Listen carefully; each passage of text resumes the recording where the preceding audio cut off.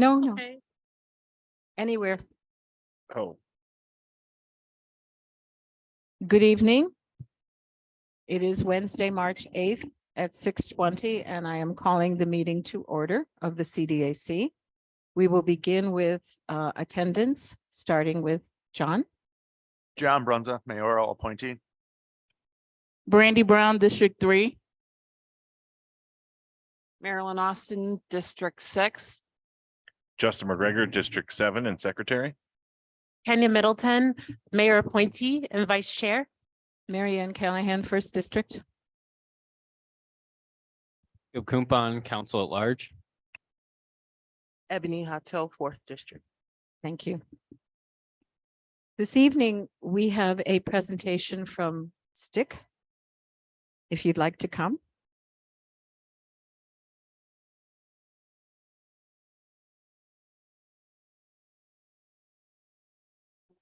And in this presentation, we will hear from a service provider about the community that it serves to help us better understand our funding allocation recommendations. So thank you for coming. You need to keep it very close, unfortunately, so that we can all hear you. Press it. My name is Jennifer Watson. I'm Assistant Director at STIC, and I'll just give you a brief background of STIC and what we do, and then talk a little bit about some of the experiences we have with people trying to find housing and things like that. So STIC is an independent living center, and there's 37 other similar centers in New York State. And our primary focus is to support people with disabilities to live inclusive lives in the community. So we provide a wide range of services to people of all ages, from birth through the elderly, and with the primary goal of all of those to support people to live independently in the community. So some are based on education, employment, personal care services, health insurance, navigation services. There's just a wide range of things. And in particular, we have two housing programs, the Olmsted Housing Services Program and the Rapid Transition Housing Program that just actually got started in January. Both are modeled after Section 8, and both can help people with community transition services, like furniture, household items, security deposit payment, and ongoing rental subsidy assistance. The Olmsted Housing Program, or OHS as we call it, focuses on helping people transition out of institutions like nursing homes into the community. And the Rapid, which is kind of a bit of a misnomer, Rapid Transition Housing Program focuses on helping people who are homeless or unstably housed. And that's our newer program that just got started in January. So to be eligible for the programs, for both of them, low income and have Medicaid eligibility, but then there's some other different requirements. So a lot of our experience with helping people find housing in the community is through those programs. And some of the things that we've seen are just an overall lack of affordable and ultimately accessible housing in the community. There's just not a sufficient stock of housing. So if we have somebody who's looking to move out of a nursing home, they can be delayed months, sometimes up to a year, trying to find housing. And if they have a disability that requires some form of accessibility in an apartment, it can even go beyond that. Like a lot of the housing developments have waiting lists of months to years. So that's one of the biggest barriers we see. We also unfortunately see some of our people are subjected to discrimination, either based directly on their disability, their source of income, the fact that they may be getting a subsidy from either us or some other program. We have a lot of landlords who, as soon as they hear that, won't even let the person look at an apartment, and there's not a lot of enforcement around that. Going back to just finding, safe, affordable, and accessible apartments, sometimes we have people in situations where their apartment maybe has code violations that have to be dealt with, and that's, code enforcement is a difficult issue for a lot of people that we support. Then going beyond that, so if we get somebody, we find an apartment, you know, usually it's important that they have access to public transportation or paratransit. So that can be a barrier. And then in addition, I would say tied for number one, keeping the people we serve out of the community, tied for number one with housing is the lack of support services in general. So access to home care services, access to personal care, access to some mental health services, obviously transportation, because there's still a lot of areas in the city where you can't walk to a grocery store, and especially if you have a physical disability, you can't get your prescriptions if you need them. Things like that, if you don't have these support services in place in order to help you with those things. That kind of covers most of what I wanted to touch on. Are there any questions? One question I'd like to ask you, have you noticed an increase in the clients that you have to deal with? Definitely. Yeah. There's definitely an increase. I think, I mean, with everything, I think COVID exacerbated a lot of issues for people. And we, you know, the cost of housing has only gone up. And a lot of the people we work with, their primary or only source of income is Social Security. So they're getting like $900 a month in income.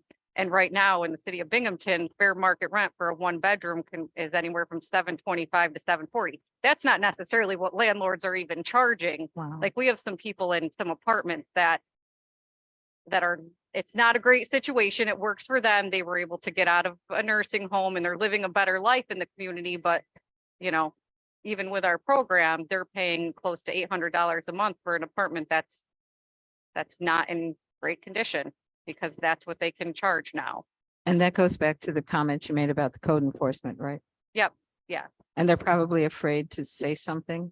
Yep. And in some cases, you know, we try to support them. We do a lot of individual and systems advocacy on behalf of people with disabilities. But I don't know if it's overwhelming for code, probably the number of issues they have. It's just things aren't always followed up on. And that's not just in the city of Binghamton, that's, you know, in the community at large. Any other questions? I'm not sure if I heard it or not. Did you mention how many people you assist in Broome County?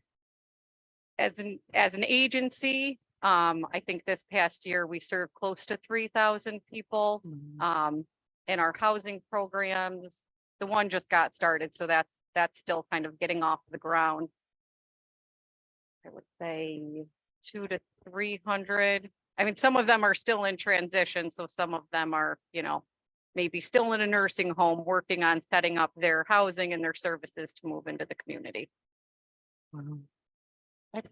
Hi, I just had a question. So does a social worker reach out to you, your organization on behalf of their client to receive services? How does that work?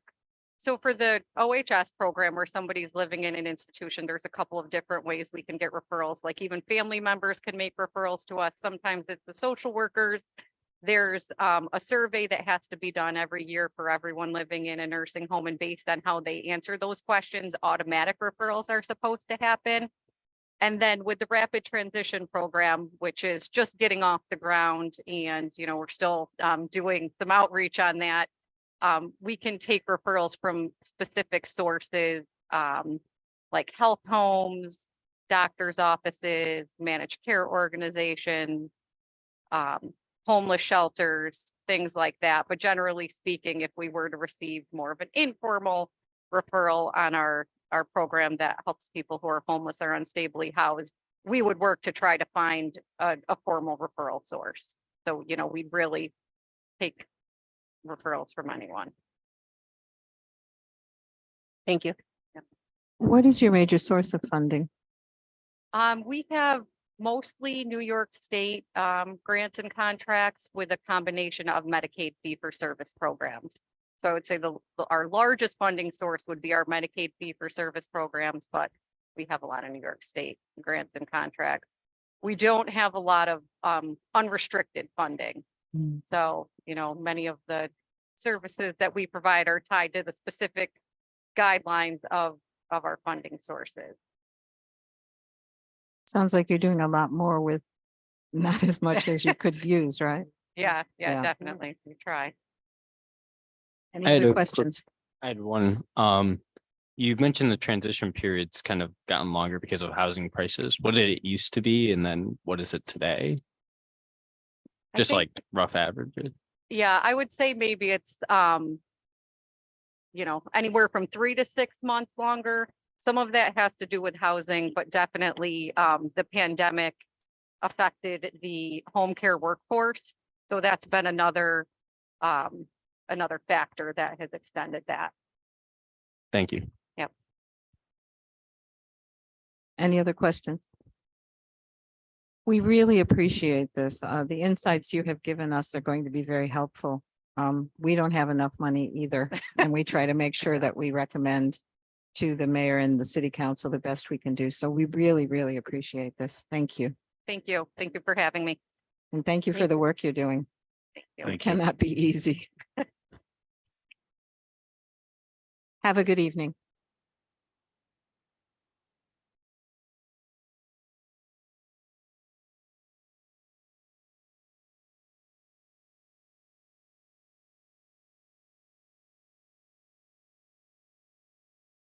And I think you all know that the next presentation that we have will be from Chrysalis. No, it's gonna be the public hearing, the 6:30 public hearing is the next part.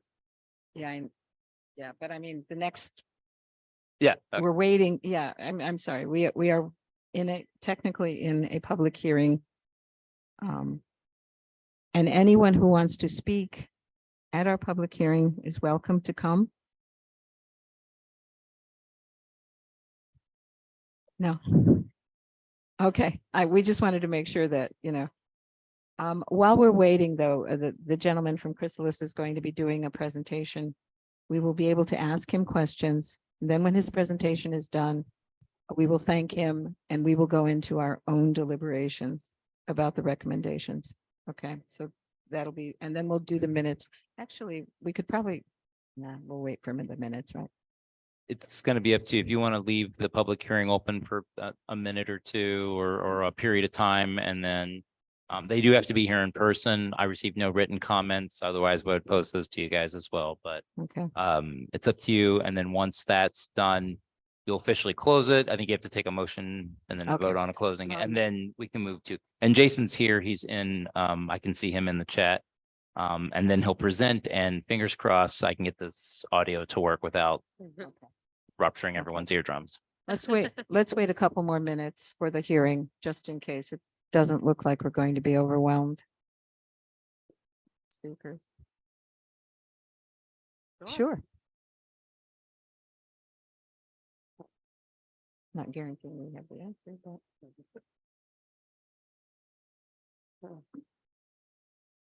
Hi, my name is Aviva Friedman. I live and work in the city of Binghamton.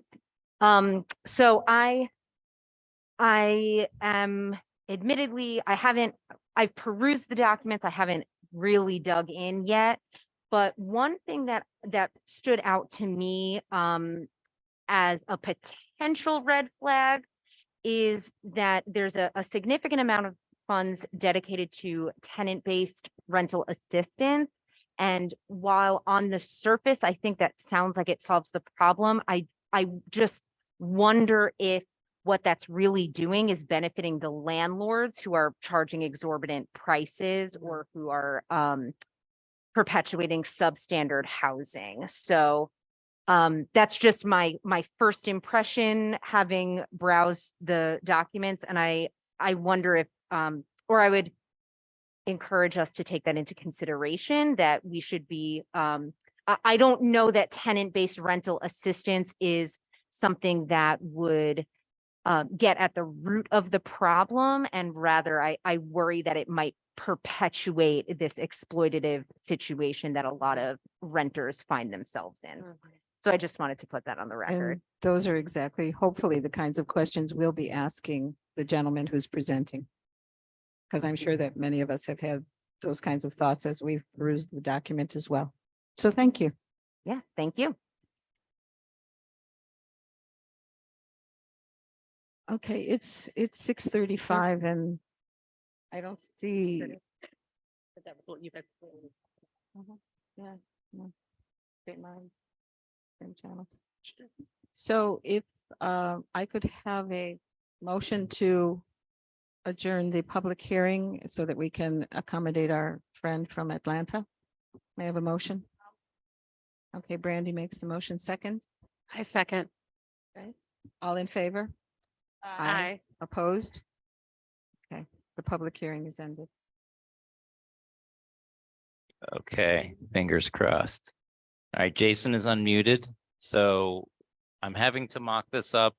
So the audio, the speaker audio out of plugged-in speakers causes a horrifying feedback loop. So if the volume's up, not up too high, hopefully we can pick up Jason Can you when hear me? he's speaking. But I'm gonna ask this, while he's speaking, please turn off all your other mics so we can not have any additional noise floating around. And Can you hear me? all right, Jason, can Can you hear me? hear us? Yes, I can hear you. Can you hear me? Can you hear me?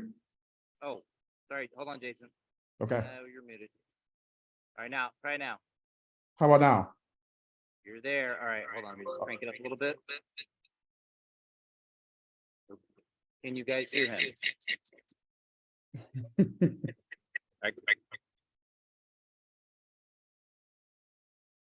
It's right up here.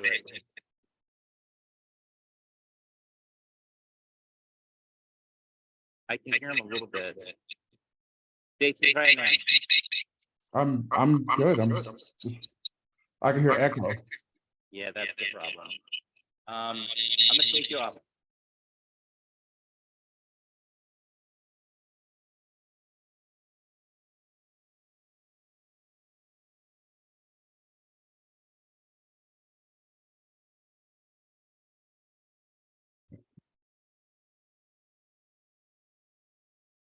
Hello?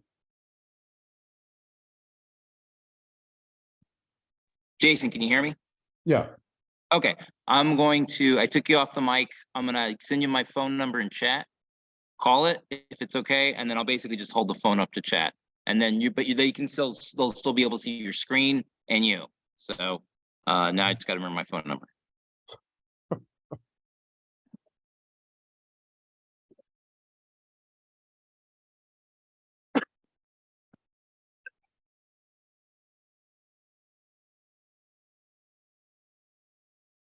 Only the finest quality technology. Well, can you hear me now? I can hear you, but go ahead and, go ahead. Go ahead and call my phone. Okay, I turned mine off. Give me a second.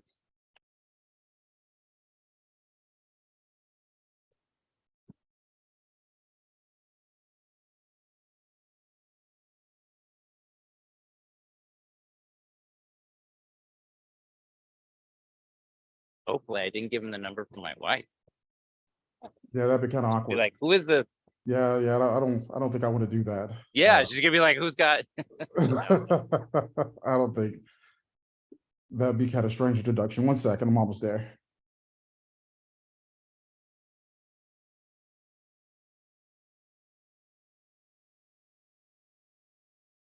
Chat.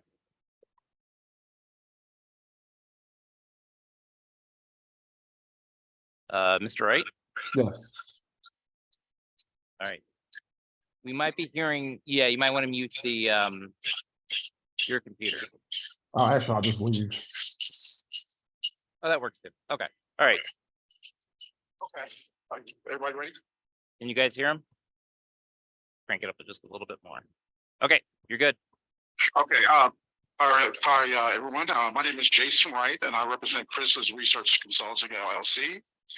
And basically, we were contracted by the city of Bennington to make an amendment to your action plan. And the amendment that we were actually working on was the HOME-ARP allocation funds. Now, I'm not exactly sure who knows what these funds are for and when they were enacted, but I'll just give you a brief run through and then just kind of tell you our process, and then I'll open up everything for questions, answers, and I certainly will answer the question about the rent subsidy. But basically, on March 11th, 21, Biden signed the American Rescue Plan, Act 221 of 2021, I'm sorry. And it was a relief to address the continuing impact of COVID-19, the pandemic on the economy, and basically more so dealing with housing. So the process was for us was you go and we do what we call stakeholder engagements with various stakeholders. These are individuals who, I'm pretty sure you all know who they are, but stakeholders are just individuals who represent a group of people. And the primary beneficiary of this, of this analysis was the qualifying population, which mainly means individuals who are homeless or on the verge of homeless. There's a threat of homeless, and then it's broken down to other subsets of individuals, more or less people who are the victim of domestic violence, veterans, a few other groups that are usually find themselves sometime on the fringes of society. Our next step we did was a gap analysis. It's basically we just took information that HUD usually provides, and we're looking for the difference between some of the resources that the city has and some of the resources that are needed. And we find that little difference there to tell you that, coupled with the stakeholder engagement, what exactly is the best way to allocate these funds. Now, the fund total that was actually allocated to the city of Binghamton was, let's see, one second. It's going to be on the budget, but let me get that real fast. Was 1,936,143. And basically the goal of the stakeholder engagement, the gap analysis, all this investigation is to allocate these funds to maximize the benefit for the qualifying population. And like I said, the qualifying population in most cases are individuals who are struggling with housing situation. They're facing a housing crisis, or individuals who are homeless. Like I said, there are other subsets, but that's generally what we find. That's kind of that's been going on kind of nationwide. So that is more or less what we did. I know that's a quick synopsis, but I'd rather for you to ask questions and I can go ahead and give you answers than to go into a book report. So I'm now opening it up for questions. All right, so the way I'll do this is because he's left the meeting.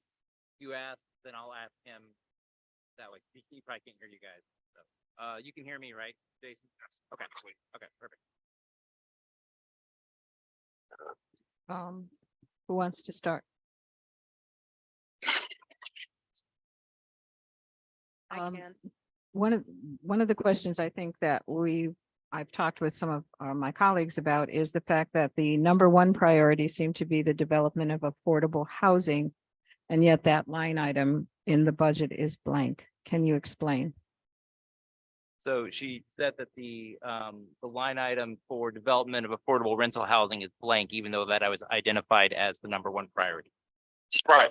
Okay. One of the reasons, the primary reason why you see that area is blank is because, unfortunately, like most cases, when it comes to federal funds, there's just not enough allocated in terms of actually building affordable housing. In most cases, what we see, we have, like I said, we have a limited amount of funds. If we actually tried to build affordable housing, build from scratch, brick and mortar, it would absorb so much of the funds to the point maybe we get 1 or 2 units out of 2 units actually constructed. So in order to reach the most people, to do the most good, that's why so much of the funds are allocated to tenant-based rent assistance. Building property today, especially in the Northeast, yeah, you might, with that amount of money, honestly, you might get a house and a half. So the goal is to maximize the funds. Unfortunately, in many cases, like you've seen, I'm sure that it's just not enough to really make the impact that we all want. Can I ask a follow-up? Does it have to be new housing? Can it be the renovation of existing housing stock? Does it have to be new housing or can it be renovation of existing housing stock? Well, actually, okay, so if you look and say acquisition, development, non-congregate shelters, that's actually where those funds go. So yes, I totally understand the idea of taking pre-existing structures and putting some money into them. That's why we did allocate for that. You see the 25% allocate for that. So believe me, we didn't totally push that aside.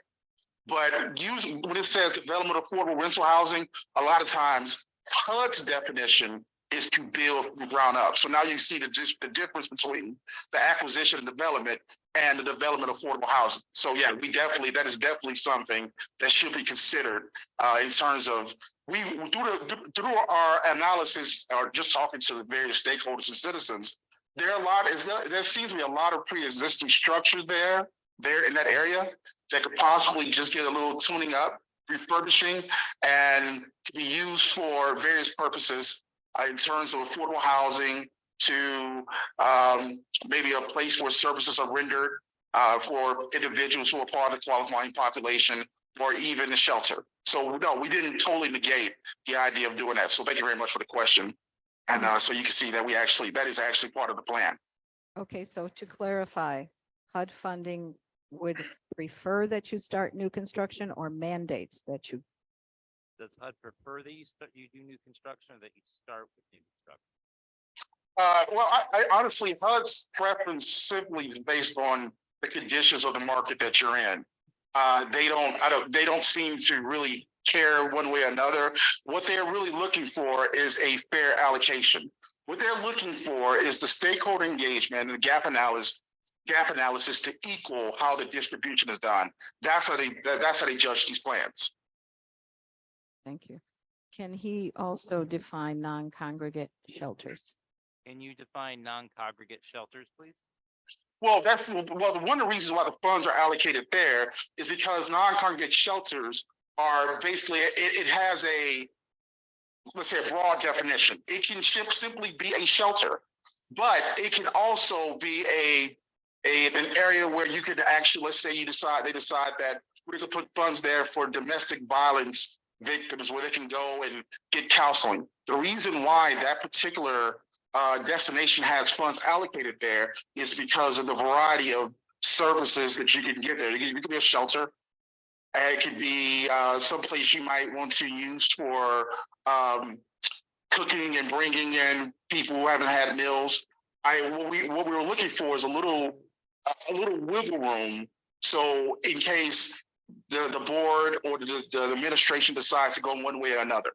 When you say developing affordable rental housing, that means development of rental housing. Those things have definite meanings. Supportive services and acquisition and development of non-congregate shelters, there's a little wiggle room there.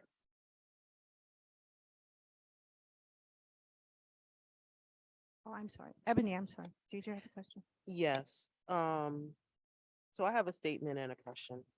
So, supportive housing or non-congregate shelters are shelters. They're not safe, permanent, and affordable housing. So with that being said, one of the main points on the back of this one pager is eviction prevention services. Can you give us the interpretation? Your interpretation of eviction prevention services, what does that mean? So you want the definition of eviction prevention services? Yes, please. Could you give us the definition of eviction prevention services, please? Really what that means is that you have legal counsel to come in and to take a look at whether the landlord has the legal right to actually evict these individuals within the time frame to actually try to do it. Way too often you see landlords try to evict people and legally they cannot do it at the time frame they're looking to do it, or in some cases they don't have the right to do it. And so eviction prevention services usually allows for maybe legal counsel to intervene before any landlord or property manager actually gets to the point of calling law enforcement to remove your items or basically put a notice on your door. So it really deals with more the funds that really usually go to somebody, some kind of legal aid or a lawyer who has a specialty in dealing with that specific topic. Okay, so the funds don't go to frontline people. You think you want to know if the funds are going to frontline people? Yeah, Are the funds going to frontline people? Frontline people, what does she mean? people who are having lived experience in, unstable housing, lack of resources to provide long-term, safe, affordable, permanent housing for themselves. So you're talking about like people that are in dangerous situations and. Yeah, the HUD categories. Yeah, the HUD categories of people that are in unsafe conditions or. Well, it goes to, it goes to like representatives of the qualifying population. It doesn't go directly to any individual. It would go to fund, it would go to fund maybe a domestic violence shelter where now they have more available assets that they can reach a broader market, or they will have more beds, they have more pillows, just more resources in order to help that specific branch of the qualifying population. But if it goes to a specific, to those individuals, no, I would say I don't like to speak on behalf of HUD, but I can tell you that's probably something that they're not going to do. It doesn't seem very feasible. Yeah, I wasn't talking about directly cutting checks to people, but definitely more Section 8 vouchers or something like that, rather than providing services to lawyers. Oh, I can answer that. That's your T-bro. T-bro is essentially, when you're talking about T-bro there, that's essentially mimicking the Section 8 program, correct? Finish Section 8. Even that could even go to eviction prevention services. Well, mainly, it mainly goes to about this Section 8, but it's really anything, even HUD's definition allows a little leeway in terms of basically just rental assistance. And sometimes that will cover eviction prevention.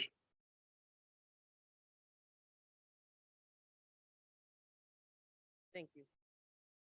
I do apologize that eyeball in case Deb doesn't. Yeah. So, Listen, please ask as many questions that you feel comfortable. I want everyone to understand why this budget is the way it is. keep your mic closed. So administration and planning, is 29, 209. is all that money? That's going towards analysts and all this other stuff instead of helping the housing, So you want to, okay, like so research. I mean, we got to research that much money. I'm like, could you I mean, it's a elaborate on the lot. administration and planning portion? Well, the administrative planning portion is 50% is allowed to the administrators, that's some of you guys, and consultants to basically put the plan together. That's basically just the admin fee, more or less. That's what it is. wow, okay, that's interesting. And will a breakdown be provided of that money? Could there be a further breakdown of that before a final submitted? The admin fee, sure. I mean, honestly, that most of the information would come from the city of Binghamton, exactly how they broke down that 60%. Right. That I could do that for the benefit of the individual. That HUD, in terms of this plan and this budget going to HUD, they're not going to care about that.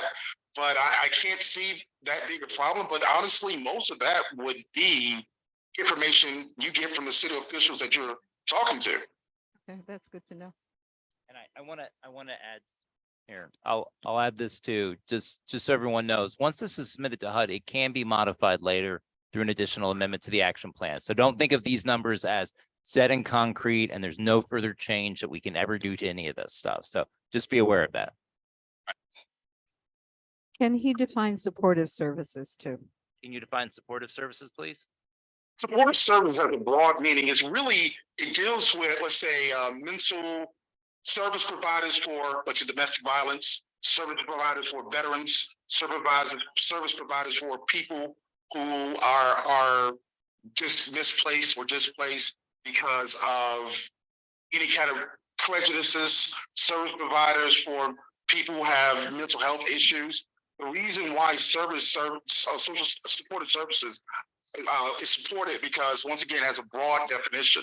It doesn't, supportive services doesn't really go to, is not catering to building or maintaining property, or it's really built to basically supportive service for individuals who are part of the qualifying population who need additional help. It has a very broad definition. That's why we allocated the funds there. Mental health, veterans, kids who are part of the LGBT who have been displaced because of misunderstandings. It has multi-usage. And one thing about that is that HUD doesn't, I won't say they don't regulate it, but they do allow a little more flexibility when it comes to services. Part of the allocation, part of the strategy is putting funds into things that we know that HUD will allow based on, like I said, based on the gap analysis and the stakeholder engagement. You know, they're going to look at supportive services as something like, okay, well, they might have various issues, so those funds are not going to be scrutinized too much. This, no matter what happens, we always have to get this past them, and that is that is probably one of the more difficult parts of the job. But supportive services, like I said, has a lot of flexibility. I have a question. So would it be going towards community resources or to salary? How's that going to work? Is it going towards community resources or more according to salaries? Do you know how those would break down? No, the supportive services, it doesn't go according to salary. No, it's really made available to individuals who represent those qualifying groups, and basically they request the funds as needed. And I mean, that, like I said, the decision making for that should be based on the gap analysis. But no, it's certainly not. It's not based on salary. No, not basically, you see which group you basically look at the gap analysis and you see which groups are lacking certain resources, and really the funds should be made more available to them first. That's the way HUD looks at it. I'm not asking is it based on salary. I'm asking if these funds will be used for people's salary or will it be used for community resources for people who need the help? Before I ask him that, let me just clarify. What do you mean by community resources? Okay, so you have a domestic violence situation and a woman needs to be placed somewhere. Can the money go to a hotel room? Okay, so is it going to go towards salaries for those agencies doing the supportive services? Is it going to be for more direct support for, say, an individual needing shelter in a hotel? The way it's supposed to go is supposed to be allocated mainly for the individual who needs the help. The funds are really supposed to go for them. It's more or less just kind of put in trust for those individuals. However, I don't want to say in good conscience that it won't go towards certain salaries. To tell you that would probably be disingenuous. And I'm not saying that in terms of that's what's going to happen in the city of Binghamton, but that is what I've seen. The reality is that sometimes the funds are allocated for pay for additional personnel as well that are needed, and sometimes it also goes towards the individuals who actually work there. There's no way to separate it. But really, from HUD's standpoint, once again, we're going to have, they would very, very much like the funds to go towards the individual.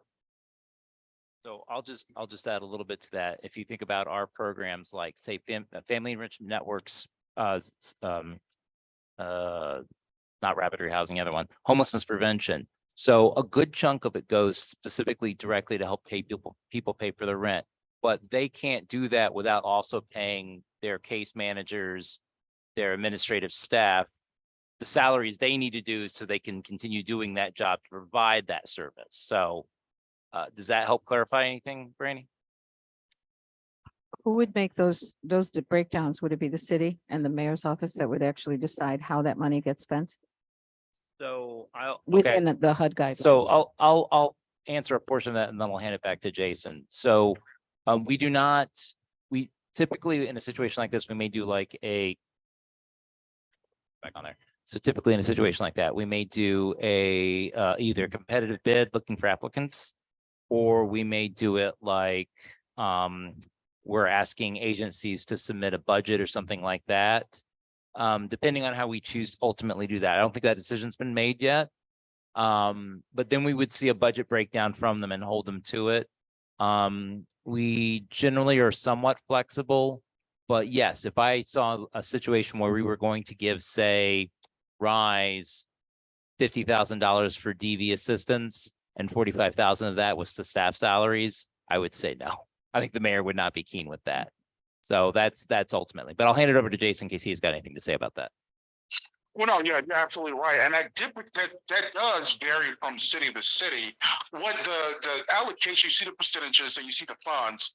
And this point, the city of Binghamton has their own strategy about how they about doing it, just like as he stated before.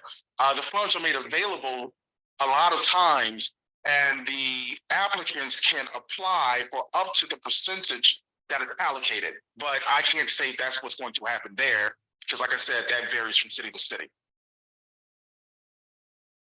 Based on the discussions that we've had and the presenter that we had, can he explain why the amount of money is being put into the TBRA funds that is being put there, and why the amount of the supportive services? How did that come about? Do you need to also understand TBRA a little bit more, or are you okay with the understanding? Do we understand? I mean, I think we basically understand what TBRA is. Okay, can you explain the breakdown of the difference between the TBRA and the supportive services and why you made the decision on those two separate allocations and the reasons why? Okay, TBRA is directly related to rent and trying to mitigate rent for individuals who can't seem to, whose rent prices have inflated have outpaced whatever income they have. It's really in terms of house voucher. It's really for rent vouchers. I'm sorry, and it's really for, like I said, eviction prevention. Social services doesn't really have to do with directly have to do with where you live, and even whether or not you can afford to live where you are. Those services are for, basically a good way to look at it is wraparound services in the sense they can be allocated to individuals, let's say that they have a mental health crisis. Those funds will go towards the mental health crisis infrastructure in Binghamton. Let's say someone is the victim of domestic violence. Those funds are allocated or made available to a shelter that deals with that specifically. So that's the difference. One is mainly dealing with your habitat and making it so that if you can't afford to live there, if you're eligible, maybe there's something can be done to subsidize your rent in a sense. The other one is for services for individuals that what we call is the qualifying population. These are generally subsets, maybe veterans who are having a hard time finding work. That's what those funds are allocated for. The second part of the question was why the allocation of funds was broken down the way it was between the two. Okay, and so why did you give 20% to supportive services and 40% to TBRA? Well, we're going to look at the gap analysis, which is also a study, a rent analysis. That's what we found the greatest need. The greatest need in the city of Binghamton is the greatest need that we're kind of seeing nationwide is that rent. A lot of places have gone up to such an extent that people are not able to, more or less, they're not able to live. And so the reason why the allocation is the way it is because we have to base it on need.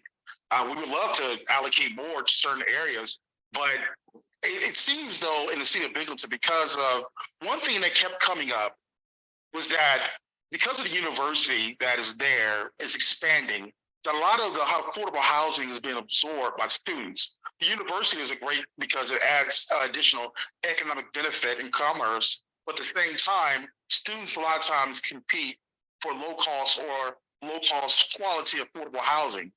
And so that has really kind of had a real big effect on your affordable housing market. So now this is kind of forced because of that, this is kind of forced this allocation where rent is basically trying to get rent under control is the biggest priority. It's the same reason last month, I believe Biden made I don't know if he signed this in office yet, but he actually made a proclamation about signing some policy action about rent control because that was the result of these plans nationwide. Everyone is pretty much saying the same thing. This is not a problem that's really centered in the city of Binghamton. This is kind of nationwide. And we are, I mean, people are really getting to the point where they can't really afford they can't afford where they live a lot of times. So that's the reason why rent control, finding ways for people to stay in their places, finding quality affordable housing. That was the highest, I mean, without a shadow of a doubt, #1 priority. So I want to piggyback on that, if that's okay. Did you hear the public hearing? We had one person. Jason, so the individual was actually a city council person, was explaining whether they were worried that the TBRA allocation would lead to an increase in that sort of exploitive rent increases. And it kind of makes sense from an economic perspective. If I can charge someone twice as much and they'll pay it with its government assistance, is that actually fixing the problem? No, and actually, the funds are not supposed to be, used like that. The funds are not supposed to go to the landlord. Most of the time, these funds are put in trust. Also, the funds are allocated or made available to the housing authority. And then a lot of times they're the ones who are going to end up allocating some of these funds to make sure that with what you're saying, that actual concern doesn't come through. A lot of times the funds don't go, the landlords can't apply for these funds.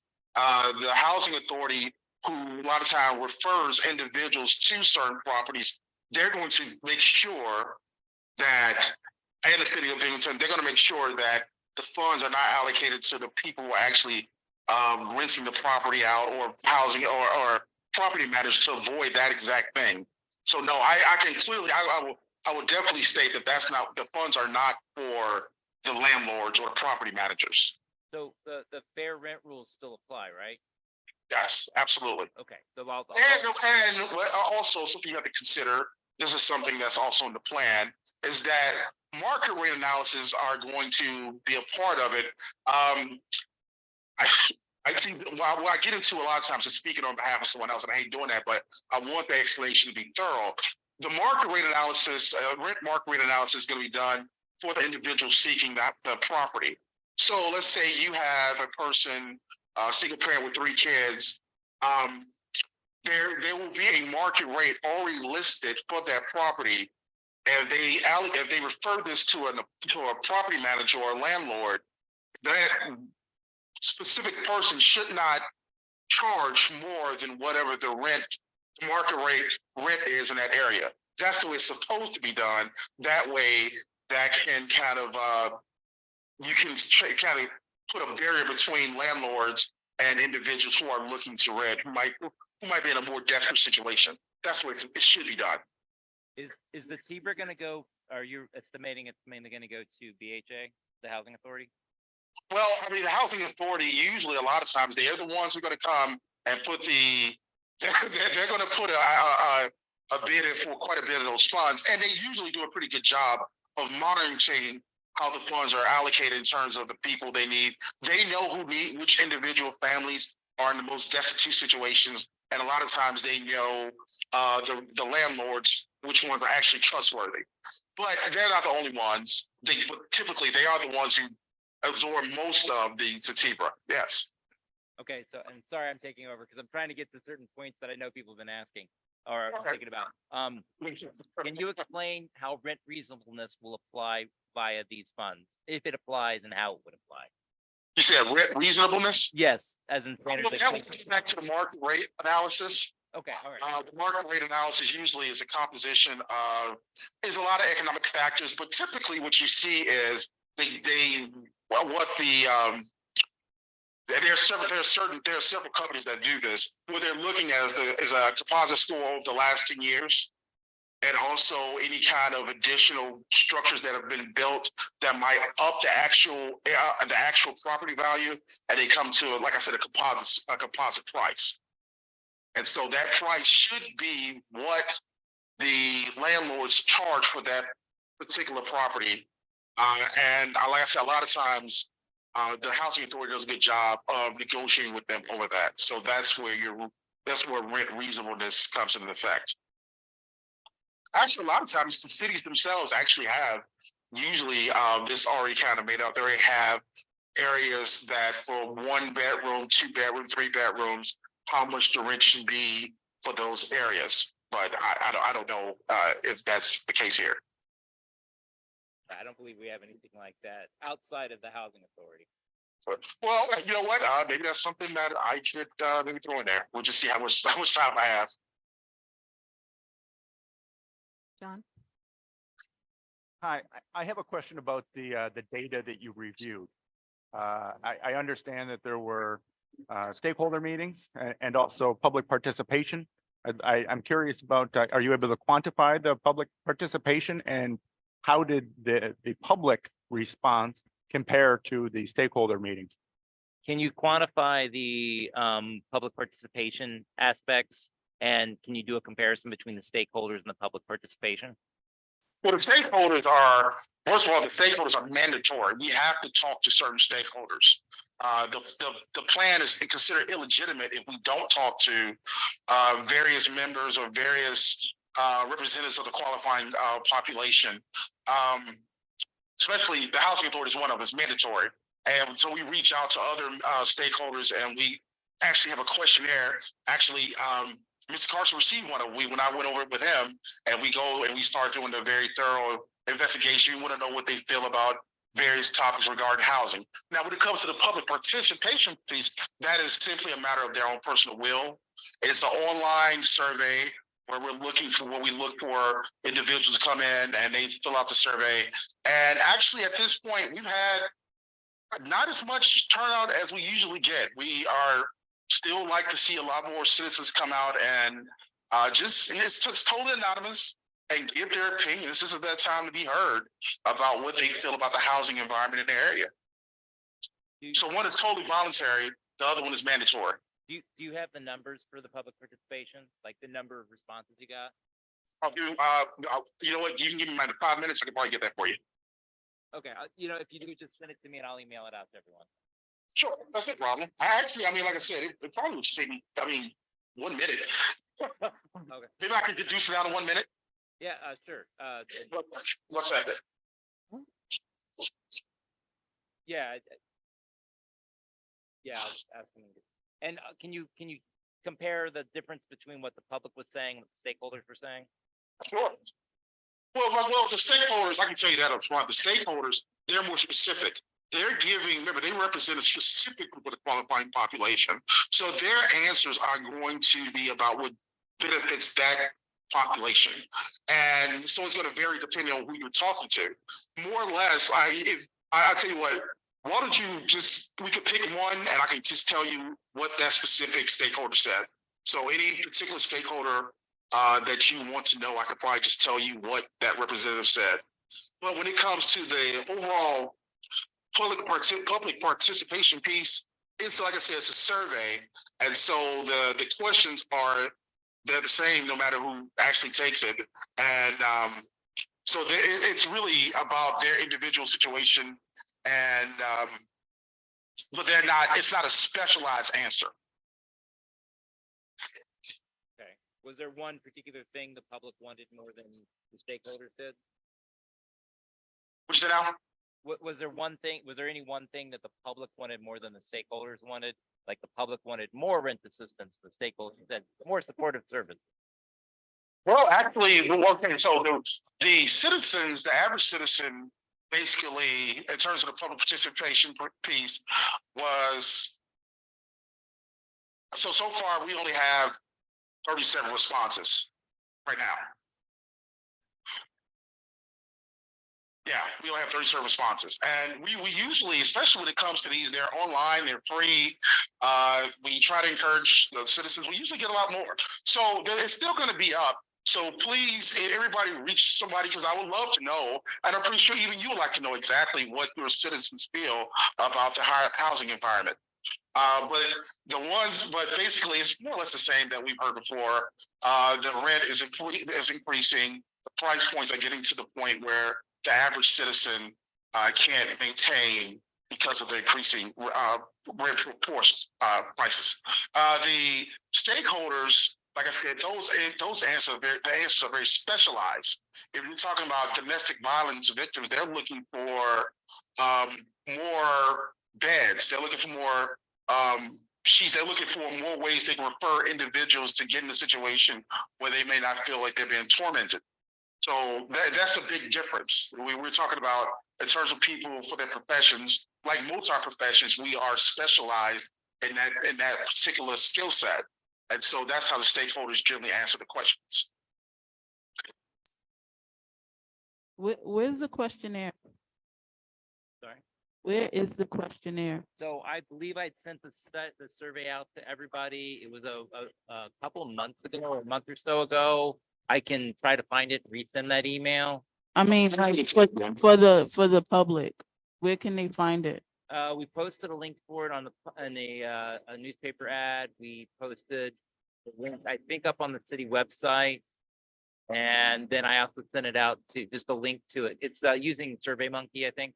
I also sent it out to our community development list. So pretty much as I could get it out. And the community development list also includes all the stakeholders, including the housing authority. So I'm hoping they forward it on. But no guarantees that they did that. I have And anytime you want to take and analyze the results, we could send it to you. Maybe if something, may want to wait a little while to see if we get more participation. But if not, the results are here. So anytime anyone wants to take a look at them and see what they said, what the citizen says, it is based on zip code. Also, there's one of the questions in the questionnaire. You can. So just request it. You can talk to Ms. Carson. Ms. Carson, talk to me. I can send it to you. And I have another question, and this is probably back a few questions ago. So you're saying that this tenant-based rental assistance is probably going to be controlled by BHA? And so is that just like I don't know how that works. Is it just like the housing complexes that they have? Do they have control over the other housing, or is it just like the buildings that they have here and there in Binghamton? Well, I can answer that for you I can answer about the TBRA. The TBRA is the answer for that's the very first part of it, tenant based, as opposed to unit based, which is a separate form of rental assistance, which would be like public housing. So tenant based rental assistance is assistance to the tenant. In many, many, many ways, it's very, very, very similar to Section 8, the voucher program, where the tenant's responsible for getting unit, but they can take that assistance anywhere, even porting out of the city, depending on deals we have with, some of them may go to Rochester or Syracuse or downstate. So that's kind of the thing with the tenant based. It's based off of the family, the household, them getting assistance. If they move to another unit and it meets all the requirements and it meets market rate or the allowable, what I was calling the rent reasonableness. If it meets all those things, they can move in, no problems. So. Assistance seems to always work a little bit better because, as Mr. Clarkson said, because it can be transferred. Unit-based is kind of stationary. In a situation where you might have a landlord or property manager, if something goes wrong, tenant-based, like they could just get up and find another property that's suitable, and those funds will actually still, whatever subsidy they have, would actually still follow them. So we tend to see that working. That works a little bit better because it involves a little malleability. You can move if need be. And generally, the tenant-based rental assistance can be like Section 8, and obviously this unit-based would be more like public housing, but also like the Chodo projects where they go in. We pay a Chodo to do a rehab of a rental unit. Think of 14 Pine Street. Think 435 State. Those kinds of things where we put money in there for the Chodo, and now those units within them are now subsidized, and those units themselves are subsidized. So tenants may come and go, but the tenants that are in those units that meet the requirements, that's where the subsidy is. It's not for the tenants themselves, it's for the unit the tenant's using. I'd like to ask a question for clarification. In the presentation that he gave us, the acquisition and development of non-congregant shelters, he talks about pre-World War II buildings. Can you define what you mean? Because in Binghamton, we have housing stock in the neighborhood I live in, where houses were built way before World War II. We also have former industrial complexes. So can he define what they mean by that? Why pre-World War II? Which buildings is he talking about? Okay, can you define, you had said, you mentioned pre-World War II buildings. Can you go into more depth on that? Well, pre-World War II buildings in the area? Yeah. Oh, well, it's just, I mean, based on us speaking to various stakeholders that the city of Binghamton has a large supply or a large inventory of buildings built pre-1945. And those properties still, some of those properties still could be useful in terms of adding either or some affordable housing, or at least maybe they can be refurbished to the point where they can house a service. But I think also, I mean, there are buildings that are even older than that. You, And we're talking individual houses versus, like the old factories. So Yeah. what are they talking about here? for what, talking about the, For the development of these Oh, shelters, are they talking about, refurbishing single homes? Or are they looking more at, oh, okay, sorry, I thought. you no, were that's just what, talking about that's the- what are these buildings? What, Wh- yeah. Which specific buildings were you eyeballing for the acquisition and rehab? Well, I mean, that would not be a decision that would be made by Chrysalis Research and Consulting. That would probably be made actually by okay, so the way this works is that if those funds are deciding to be used to refurbish, generally what happens is a contractor would come, or the funds would be made available to a contractor, and they would go out and then decide which property can be saved and which can't. You don't want to leave that up to me about property, which property can be worked on. That's not a good idea. So you can say that for the contracts, they'll look and do an evaluation. Typically, what I've seen in the past is that you have 3 contractors come out there, they'll basically take a look at it, and if they all can agree this property is worth saving, it won't be, you're not going to put anybody in kind of danger by, refurbishing it, then that's what they'll work on. Yeah. So that's Are you looking at that we maybe doing more home rehab? Or are you looking at we might be wanting to do more of like multi-unit or even conversion of abandoned, say, commercial properties? well, I would say since the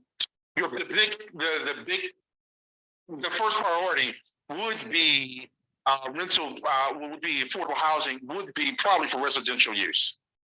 But one thing that, like I said, one thing that we discussed earlier about the social services, the funds, the flexibility, those funds can actually go into possibly putting funds into a structure for service use. Also, and I'm glad you asked that question so I could bring this up.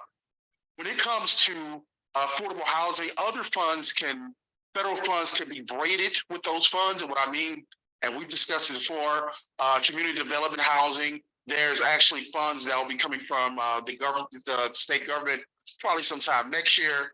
Those funds can be commingled together to actually work on, to use to actually build or refurbish some of these properties. So even though the funds themselves, you might not have enough to actually, to put into a property to make it so that someone can live there, the flexibility of the funds actually can be used for other funds to either rehab a property for affordable housing, which is one of the things that we have discussed, or to actually provide have a building that provides some kind of service to the qualifying population. So for residential units themselves, are you looking that we need more of single family, or are you thinking we're going to need to have more sort of multi-family housing? I'm thinking more multifamily right now. Okay, so the way this is broken down in terms of the TBRA and how it doesn't really stipulate which how does it go to multifamily or single family, which is based on my interaction with the stakeholders. Multifamily seems to be one of the would probably be what we would favor right now. However, there will be a need for single family because we did find a lot of people, elderly individuals who might need additional funds or might need some kind of housing. Well, let's just say adjusting to their housing situation. and veterans. So, but I would, like I say, certainly right now, multifamily would be the biggest need, would be the first priority. That clarifies, that section was a little vague. Okay. Thank you. That's great. Any other questions? So just be aware, this is a very broad brush that we're looking at for this budgeting, and we will be able to narrow it down into more specific things. But while we have Jason, we'd like him to Yes, sort and of translate his document. for Yes, us. yes, and he has all the data and stuff. Exactly. Tell us what he actually means. Okay. Any other questions? Doesn't look like it. Good, I think they are. but, okay. Nothing left but to thank him. Okay, Jason, thank you very much. I appreciate it. So I'll kind of like both of them. All right, so I have he sent an additional further detailed plan as well. You guys got the draft plan. I will send that out tomorrow. Feel free to review it. It sounds like we could also get some additional information. So if you have questions about the data, you have the data, right, that you could share? With the question about the admin, that would be something that I would probably have to sit down with some of the administrators to kind of break that out. If that's something that still wants to be done, but of course, the rest of the data, sure, absolutely. I mean, maybe some of these questions I can answer right now in terms of where the data comes from, because I have the information in front of me. Most of the data that we have comes from what we call the point in time count, which is what we call the pit count. I don't know how familiar you are with this. Is done by HUD at the third week of January, where they actually go out and start trying to count. They will physically go out, or have someone physically go out and count the number of individuals that they see as being homeless, or they get information directly from shelters. And what they do is take that data and compare it to what we call the housing inventory count. And these are the resources that are told to them from the stakeholders. Let's say an administrator at an administrator at a shelter. They'll say how many beds, how many sheets, how many covers, how many resources they have. And that's where we draw most of our information from those two. But of course, we go outside of that to kind of go the extra mile. We go and we get rental rates, or like I said, market rent prices from what we call CHATS data. And so that information is available. I'll be happy to show it to you or share it with anyone who needs it.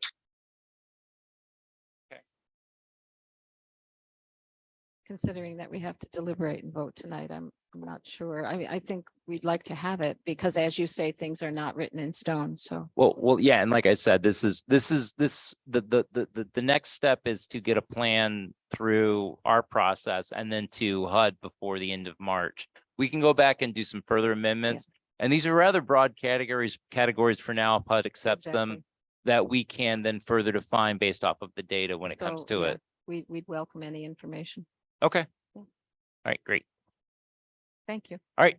I think that's it then. Jason, thank you very much. I appreciate it. I'll definitely be in more communication with you.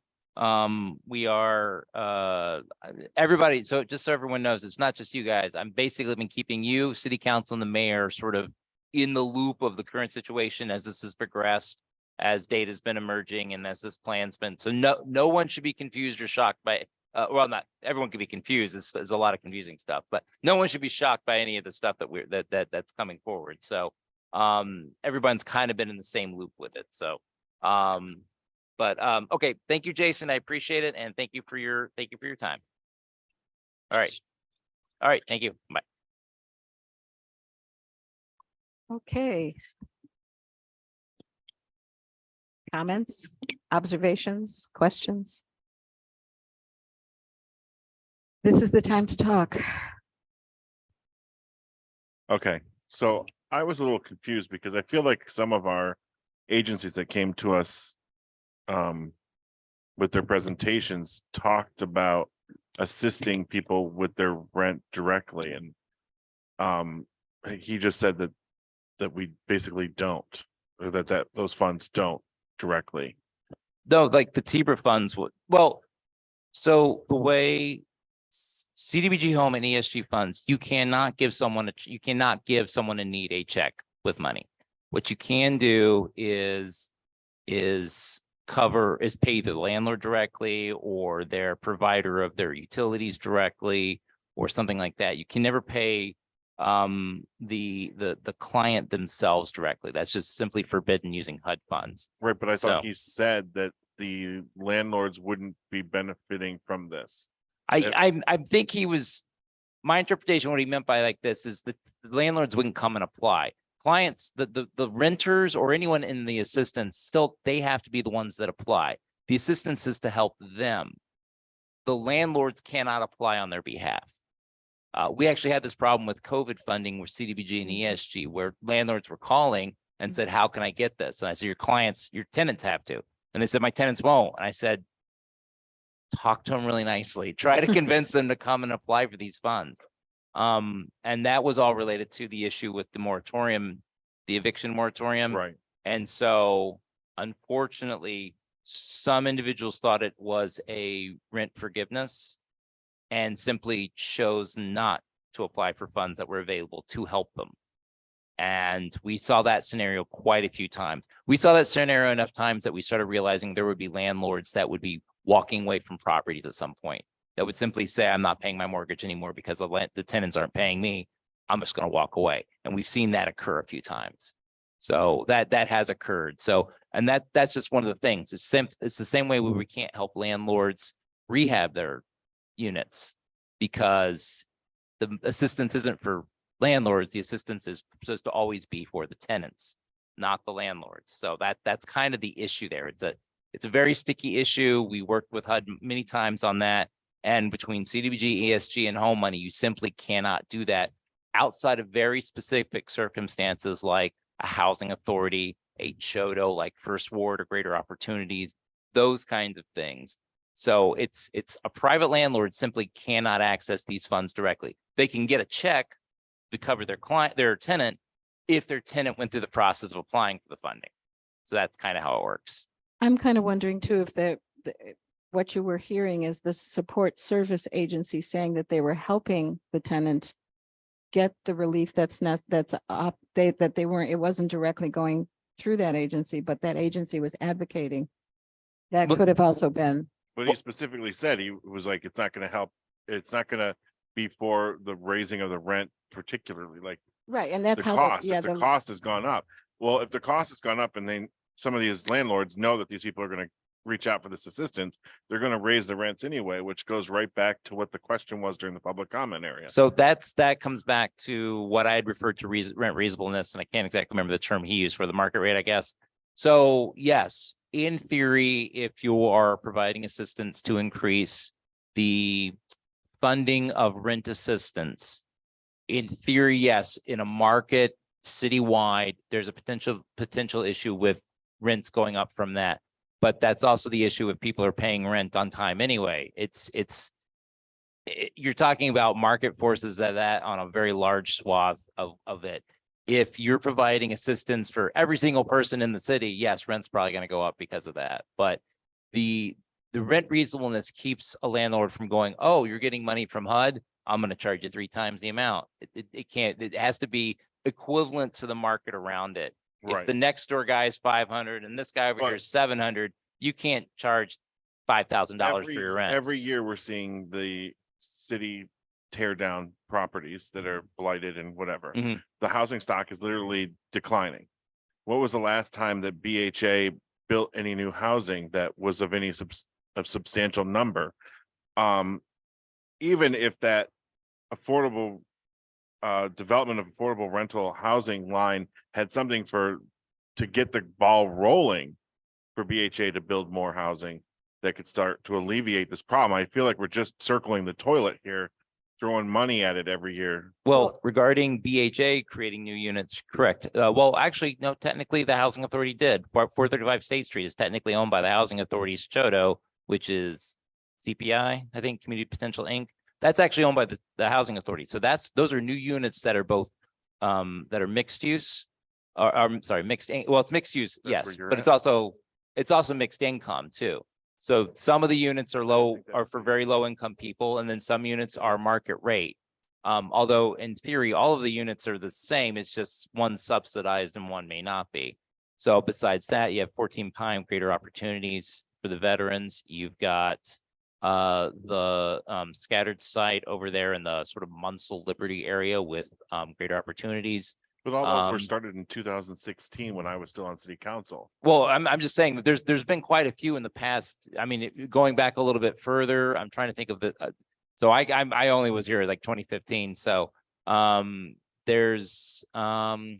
there's the Clinton Street, several First Ward Action Council Clinton Street properties.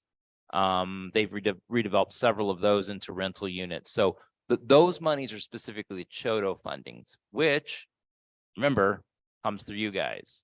So your home allocation, you're required to spend at least a certain percentage. Why can't I remember? 45%, I think, maybe on your Chodos. You have to spend a certain percentage on Chodo activities. If you want to put more money into that, you can, and that can go into additional rental units. But I'll tell you this, we have a backlog of Chodo funds because that's one of those things where it requires the agencies to come to us with a plan.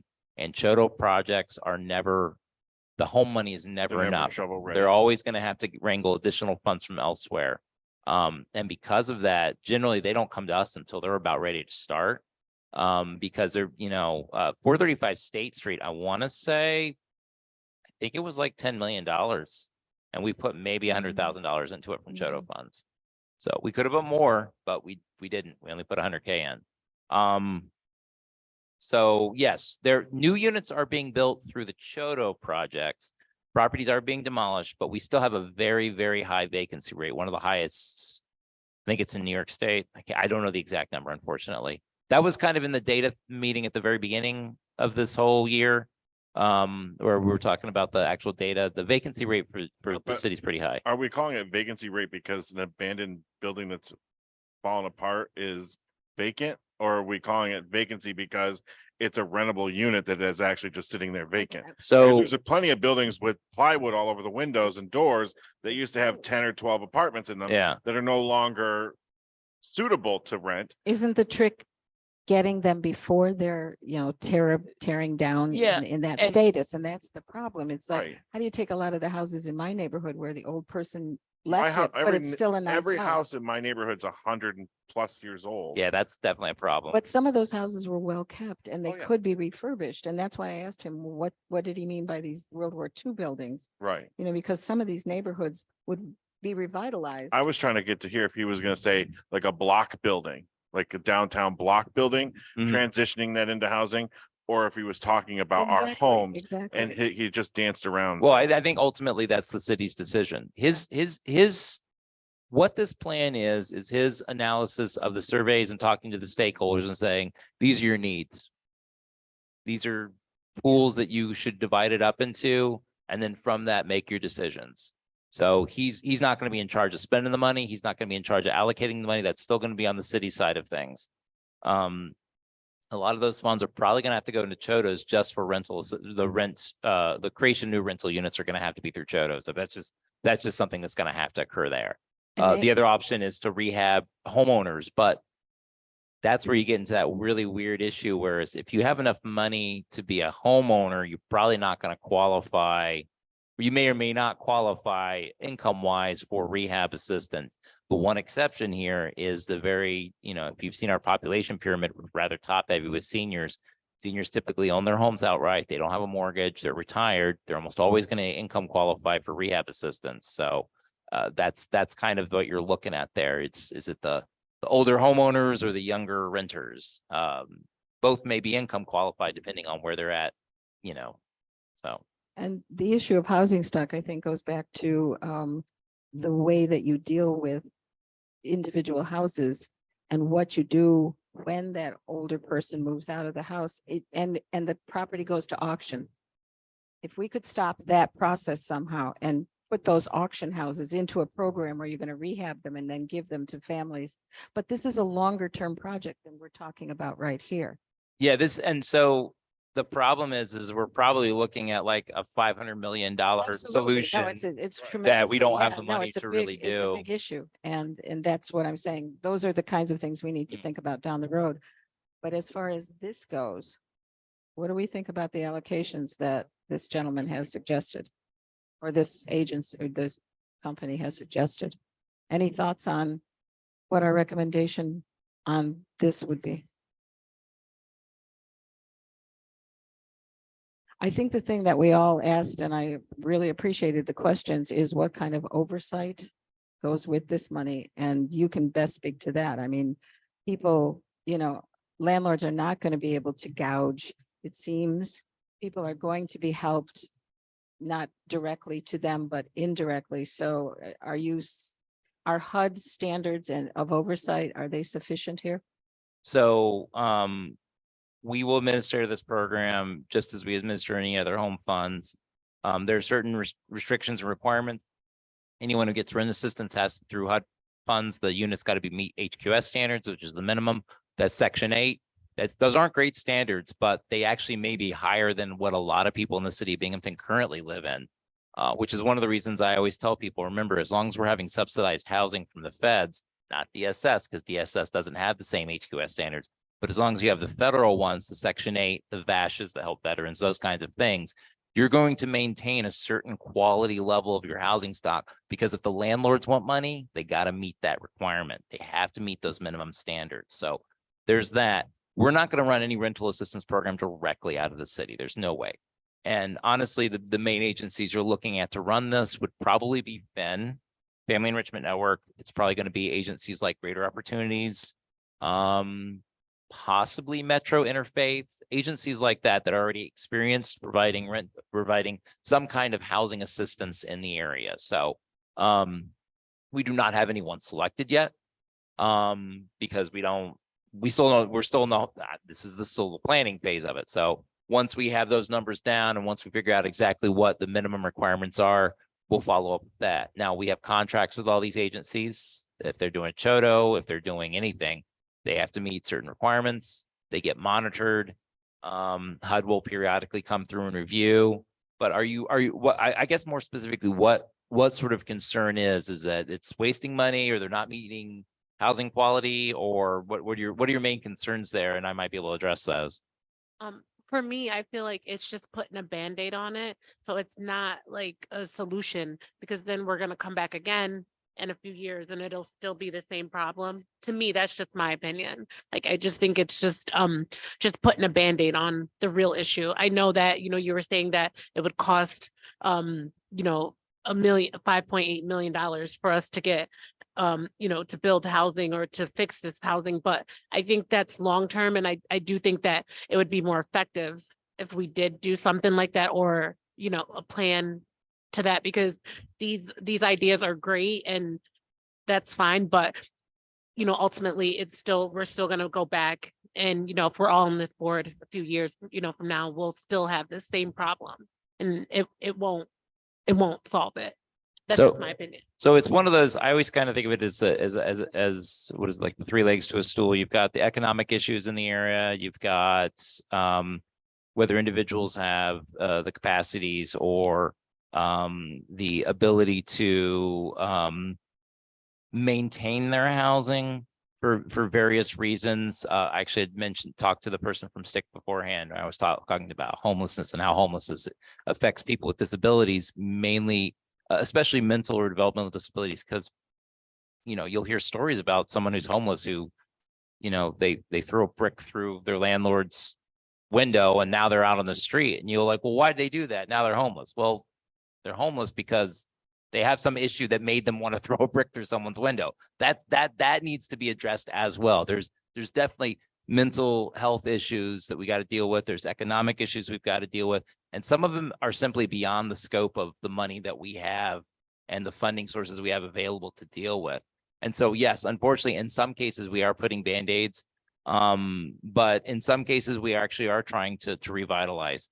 One of the things with HUD funding is it starts encouraging people to move out of the floodplain, because we can't really help people that much in the floodplains who don't have flood insurance. So over time, what that does is that gets people out of the floodplain.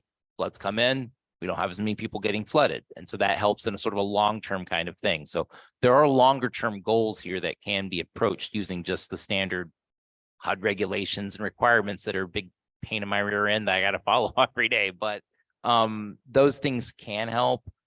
things like with 435 State Street, where you have the mixed income type situation that helps expose people to people that are not like them. It helps reduce concentrations of poverty, which can lead to issues there. When you have a lot of poverty in one area, who's gonna come in with a store? Who's gonna come in with supportive services? There's a lot of, and there's areas of the city that have very low income areas and are very unfortunate, but we are trying to get, I'm trying to think of, well, what's one, north of Maine, has a very high concentration of poverty in the area, and that's very unfortunate, but at least we have things like, the Urban League. They have their training facility there for the tech training facility, which, I mean, not only is that providing a good location for, just a place for a nonprofit to have a presence, but it's also training people. It's getting people educated and stuff like that. We have the NOMA also has the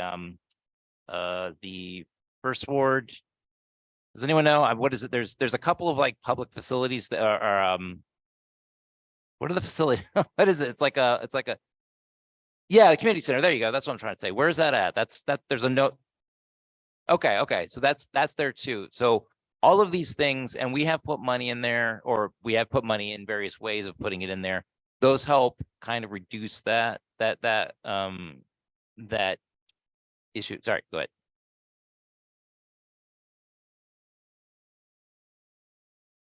In the past, it's the one owned by First Ward, correct? They own the building? The Attain Lab, but I thought we also First Ward owned the community center too. Oh, it's not? Okay, maybe I'm just thinking of Attain Lab, but we have put funding in the past in those types of things. We've done NOMA's, we did a revitalization of like the trash cans along there, and there were some planters along there.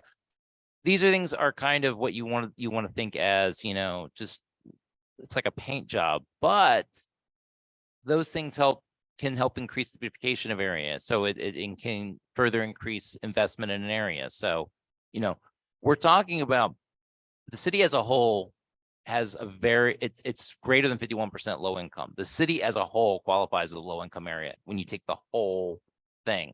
And that's problematic. We do have wealthy areas and we do have very poor areas, and the very poor areas can be very, very poor, unfortunately. So you have to look at this as a committee, and these HOME-ARP fundings, this is really just homeless housing, but you have to take that in the broader issue of our annual allocation of nearly $2.5 million, including homelessness assistance, additional home assistance, and additional CDBG for programs, community centers, parks, street improvements, all of those things. Take it as a whole. So that's kind of what we have to look at. So to address the issue is, are we just putting Band-Aids on things? In some ways, yes, but with the amount of money we get, we don't get, $20 million a year. We used to get like 15 million many years ago, many moons ago. And now we only get like almost 3 million between 3 grants that have a ton of restrictions. So, I'm sorry, just another thing. So you were saying that, this area, there is a poverty rate in this area. Is there a way that, because this area is a poverty area, we couldn't qualify for more money due to that? So the entitlement allocation is based off of the size of the population, the amount of poverty you have, and some other factors. Just so you know, the city is actually below the 50,000 person threshold that HUD requires originally to get entitlement. So we had 50,000 people originally, and we've now dipped below that, which means that when they run the numbers, we kind of come out the bottom on what they're going to allocate.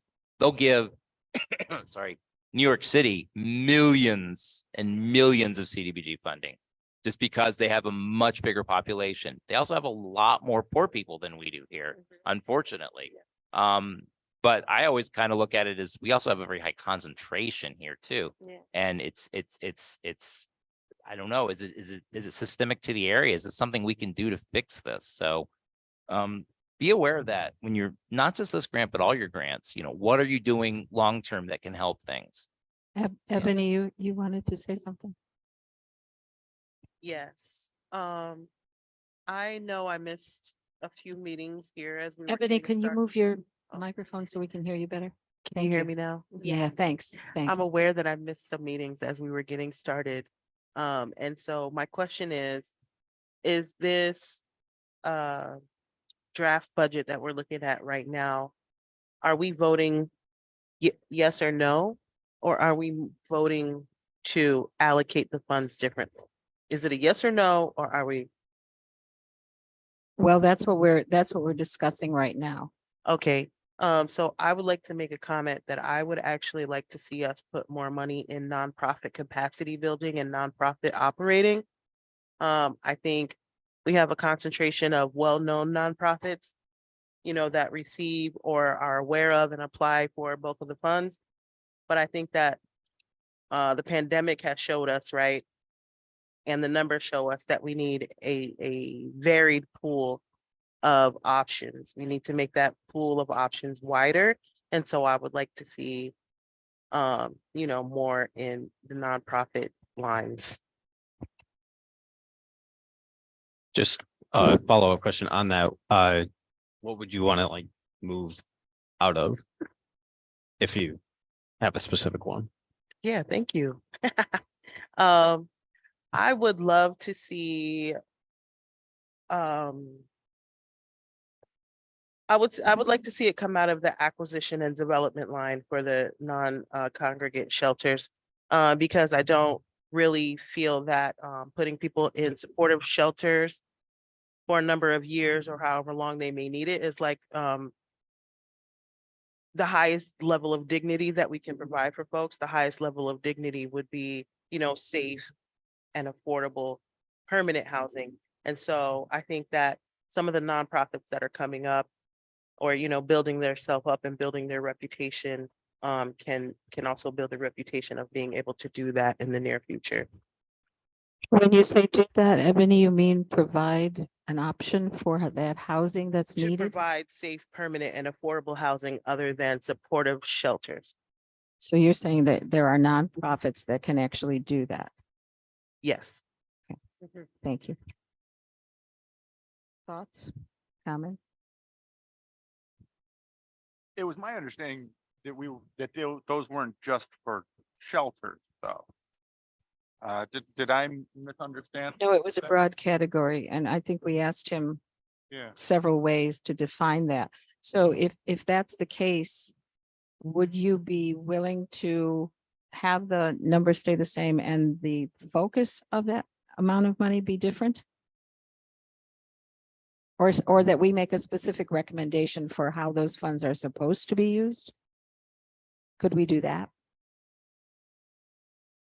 Yeah, I'm fine with making a recommendation. I mean, just thinking, like we said, as far as like building costs and refitting buildings or starting new and new construction, 484,000 isn't going to get us far, right?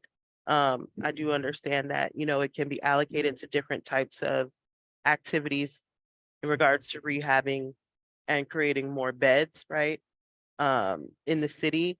But I think that creating more beds is not really, again, it's not the highest level of dignity that we can provide for people in our city.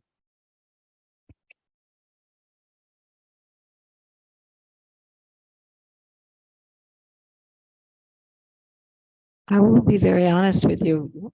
Part of the problem that I have is that while your suggestion is laudable, it would require that we put a lot of trust into these not-for-profits to be able to come up with solutions where this is actually meeting a need that's here now. And I'm kind of wondering if we don't have a larger discussion to have when we meet to deliberate in April about the entire fund and the recommendations that we make to the city. Because I think we've uncovered several issues here that we all know exist, but that have not been dialogued in the way that we're dialoguing them now. And I think that if we can do that, because this is a small pot of money, let's face it. And if we can bring a larger discussion to bear to city council and the mayor's office, where we can begin to think in more creative ways that would maybe incorporate what you've been talking about, that might be a better use of our recommendation powers. I can't really say right now because again, admittedly, I haven't been to, the meetings as much as we're gearing up. And I do know that we have other tranches of funding that we can negotiate with as well. We also have need for more tranches of funding and more focus. And I think that this discussion has uncovered that aspect of our deliberations. So in the interest of what's on this paper, the amount of money that we have and the hour, because we're all probably very tired. What would we say to this recommendation, knowing that at some point when we get the additional information from our friend in Atlanta, we can come back with an amendment or further suggestions, because remember, we are making recommendations. And I would like us to think about, do we want to really have that other discussion when we meet in April and develop a strategy where we can move forward with maybe the next funding cycle? This is a huge undertaking. The need is great, but the fix is even more. Yeah. So based on that, do we have any objections to the numbers on the budget page that we see right now, the allocation of the funding, knowing that it is a Band-Aid? I mean, let's be very honest about it. It is a Band-Aid, but better to put a Band-Aid on a wound than not deal with the wound at all. What do we think? And Ebony, I want you to make sure that you note that down so that we can discuss this when we go into session. Unfortunately, we have to have the sessions here, which I think impedes our discussion, because it was nicer when we were around a table, but Steve's bringing pizza, so that'll make it better. There will be pizza. Sure. Yeah. Okay. So I tend to agree. I think that I like the idea. John, Deb can't hear you. And let the record show that Deb Hogan has joined us. I do tend to agree. I like the idea of supporting our nonprofits. I'm worried about Yeah. dividing up that pot though Yeah, too much. it's the most painful thing we do. And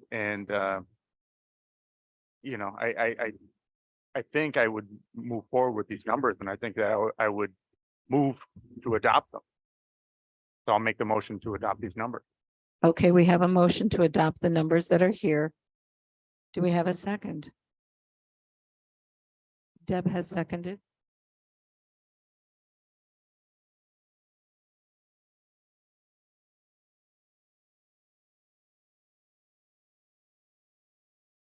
Okay, can we take a preliminary vote? Everybody in favor, say aye.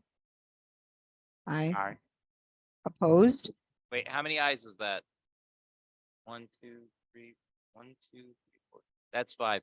That will not pass. Okay. We have to talk some more then. For those of you who did not vote to accept these, what do you suggest? I'm only just looking at the wording and it says funding approval. So you're saying it's a suggestion or? We cannot approve anything. We are a recommendary voice. We are an advisory committee. Can we take like 10,000 off each line and put it into the nonprofits? We could make that suggestion. It doesn't mean that it's going to happen. That's fine. How does everybody feel about, it would be 10, 20, 30, 40? Well, actually, you can't take it. Can you take anything out of the administrative funding? I'm just gonna tell you personally, I think the administration's too high. I don't think we'll spend that. Tracking the time separately under HUD requirements is an enormous pain. Try to be polite. So, that We know a 50 certain amount's gonna go to Chrysalis. That funding has actually already been sort of accepted by the city. So okay. we'll probably end up reallocating that later to something else, but it's good So- to note that there's a drive here to push that towards the nonprofits. So capacity right now, building we're basically talking, if we do what Brandy's suggesting, we're talking about $30,000 of those, from those 3 lines. Is that, I mean, if that's what you guys want to do, and I know how nonprofits work. $30,000 isn't going to get us very far, is it?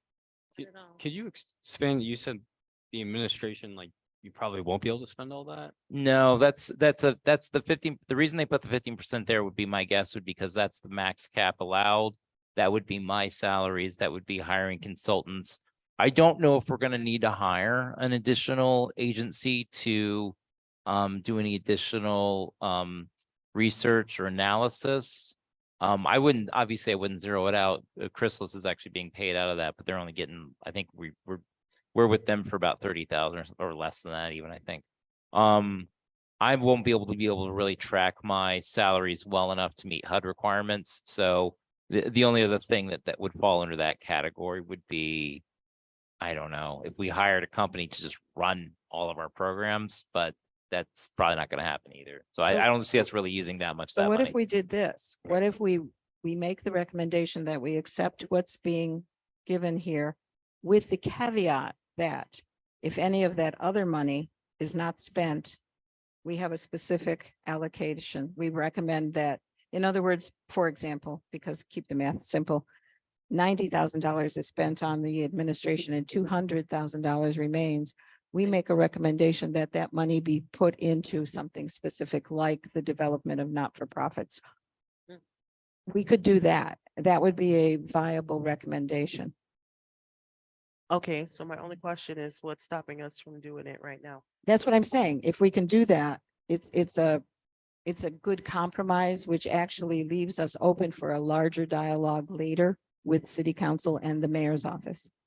So if we were to do that, we would have to have a motion that would accept this as it is, but that if any funding is left over from that line, that the money left over be used specifically for. Right, so my question is what's stopping us from making that budget modification right now? That's what I just outlined the kind of motion that I need somebody to make. And to me, it sounds like, and I think No, because if this is going to be viable for City Hall, if this is going to be something that City Council and the mayor listen to, this is a good way to do it because it covers the fact that if there's money left over, we don't want you to allocate without us saying this is how it should be allocated, because we don't know if there is going to be money left over. So what I'm saying is we're providing the best case scenario in our recommendation capacity. Does that make sense? Yeah. Well, yeah, because we don't know for sure if Steve can't guarantee that he thinks it's not going to be spent, but he can't say for sure. It's probably not going to be, but if we phrase it in this manner, then there is there's been an attachment to that money that's left over. And this recommendation committee, this council, this advisory panel has said, look, if there is money, we'd like you to seriously think about putting it here. We recommend that you put it here. Do you see what I'm saying? In our advisory capacity, that's a good way to phrase it. Well, rather for than advising, then why arbitrarily- don't we just advise 5% of that goes in there now? 5% is $96,000. You were talking about 90, No, that was just me doing math because I'm lazy. but you were really close.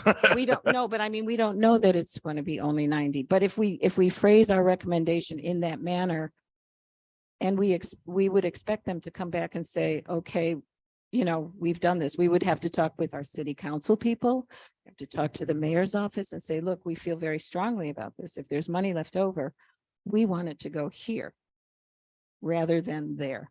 Rather than letting you do it, we recommend this.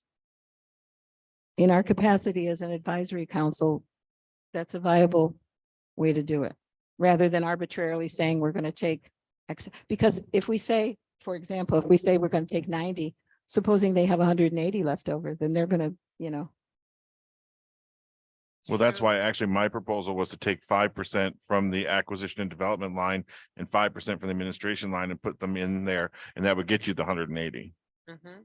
But these are arbitrary. They're arbitrary no, numbers I'm now saying- and they're arbitrary numbers then. But I'm saying if we say take this money out and there's more money left over, we have not covered. If Right, we do it, anytime there's more money left over, they have a chance to reallocate that money. yeah, but we don't make recommendations usually. Today, we're making a recommendation that this money we feel very strongly should be put into this, and here's the reason why. But we're not really. We're saying, yes, we agree with what they proposed. 20, 25, and 40 and 15. That's what we're saying if we vote yes on this. And with No, a there's- caveat down and below on a separate piece of paper almost, if there's money left over, please put it in there. Okay, Yeah, like if you. That's if you not feel a like being vote of, nice. but here's the reality, guys, and I'm going to be real honest with you. We can play with these numbers all they want. If they have decided what they have decided, they're not going to listen to us. But if we say, look, you guys got this money and you got this left over, we recommend, do you see what I'm saying? They can ignore us completely if they yeah, want they can to. totally ignore us completely. They can totally ignore us completely if we say we agree with these numbers and they don't even use those numbers. No, they So- won't, they won't, no, they wouldn't do that. I mean, that very rarely happens, It's happened. very rarely. Point I've of been order. around. I know you have. I am super comfortable with allocating $50,000 and splitting it between operating and capacity building. I think that shows good faith in at least one newcomer nonprofit. You know, what the mayor and city council decide to do after that is really not up to us, but I think showing that good faith effort would really put a foot forward. Comments, questions? We need to take a vote, guys. We need to decide. We can talk about this all night. I mean, very honestly, we could go on and on. There's so much about this that isn't right, you know, Band-Aids. Do you want to make a motion, Ebony? We'll take it. Yes, I move to allocate $50,000 to nonprofit operating and nonprofit capacity building for this draft budget. So where are you taking that from? Yeah, please. Yeah.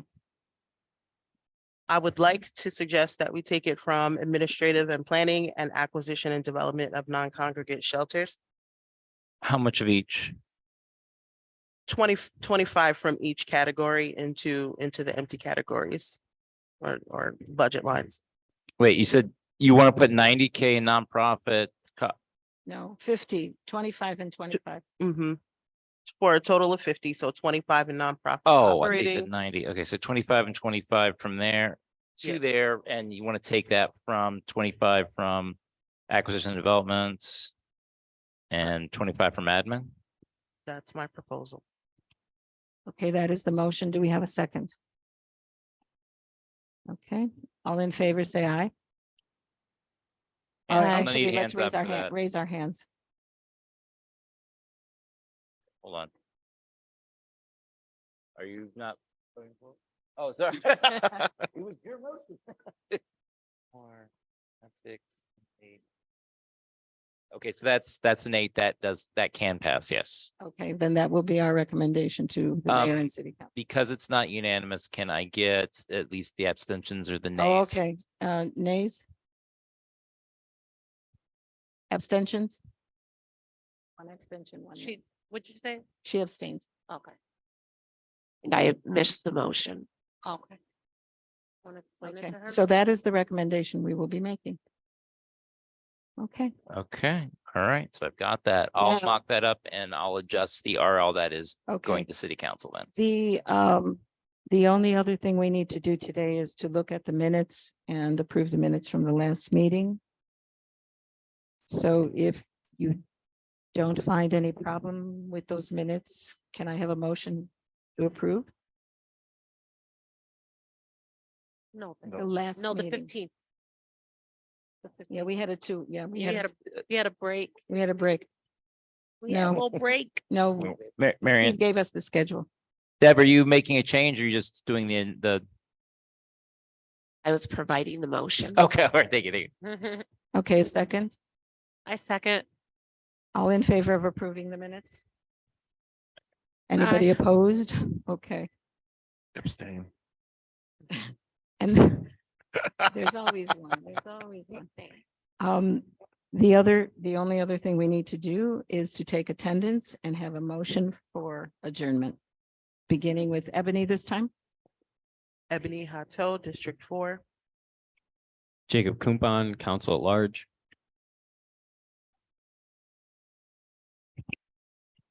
Mhm. No, identify yourself for the record. Dawn Cody District 2. Mary Ann Callahan, District 1. Kenya Middleton, Vice Chair, Mayor appointee. Justin McGregor, Secretary, District 7. Marilyn Austin, District 6. Brandy Brown, District 3. John Brunza, mayoral appointee. Deborah Hogan, Mayor appointee.